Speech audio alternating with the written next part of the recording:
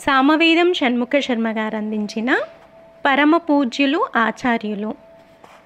భారతీయ ఆధ్యాత్మిక ప్రపంచంలోనే కాక ఈ దేశ చరిత్రలో, సంస్కృతిలో ఆదిశంకరుని ఆవిర్భావం, ఆవిష్కారం అద్భుత అంశాలు. కేరళలోని కాలడిలో జన్మించి చిన్న వయసులోనే అపార జ్ఞాన సంపదతో దేశమంతా ముమ్మార్లు పర్యటించిన ఆ మహనీయుడు గొప్ప వాంగ్మయాన్ని అందించడమే కాక తాత్విక జగతిలో సుస్థిరమైన స్థానాన్ని అలంకరించారు.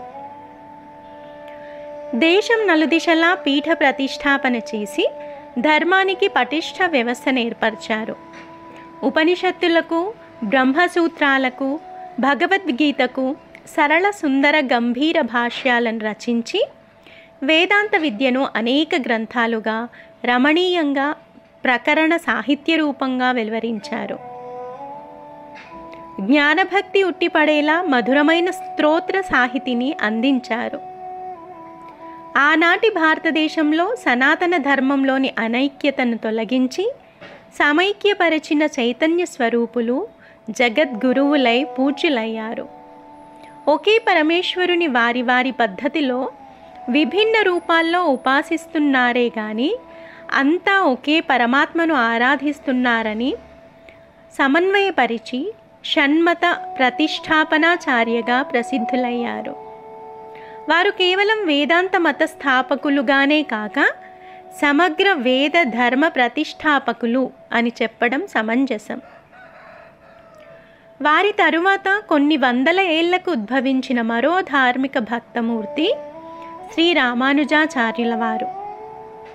ఆదిశంకరులు జన్మించిన వైశాఖ శుద్ధ పంచమి తిథియే వీరి జయంతి కావడం కాకతాళీయం అనకుండా దైవికం అనాలి. వీరు వేద ప్రతిపాద్యమైన ఉపాసనని, భక్తిని పదిలపరిచి నాటి సమాజంలో గొప్ప చైతన్యాన్ని ప్రసరింపజేశారు. సిద్ధాంతరీత్యా శ్రీ శంకరులది అద్వైతమని, శ్రీ రామానుజుల వారిది విశిష్ట అద్వైతమని ప్రసిద్ధి. జీవుడు, జగత్తు, ఈశ్వరుడు ఈ మూడింటి మధ్య భేదం లేదని, మాయ వల్ల భేదం కనిపిస్తోందని, వేదాంత విచారణ వల్ల జీవేశ్వరుల రూపంలో ఉన్నది ఒకే పరమాత్మ అనే సత్యం తెలుస్తుందని శంకరుల ప్రతిపాదన. ఇది అభేదవాదం.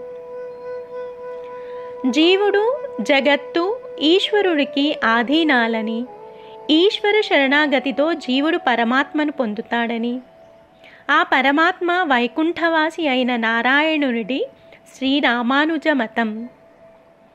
చేతనుడైన జీవుడు, అచేతనమైన ప్రకృతి ఈ రెండు ఈశ్వరుడి నియంత్రణలోనివి. పరమాత్మ సర్వతంత్ర స్వతంత్రుడు, జీవులు పరతంత్రులు అని విశిష్టాద్వైత సిద్ధాంతంలోని ముఖ్య అంశాలు.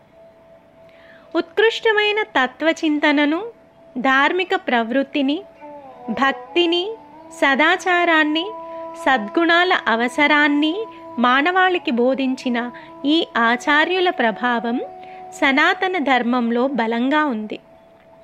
సిద్ధాంతపరంగా సూక్ష్మమైన కొన్ని భేదాలు మినహాయిస్తే ఈ ఇరువురు మహాశయుల ద్వారా ధర్మ, భక్తి, జ్ఞాన మార్గాలు ఎంతో పరిపుష్టిని చెందాయి.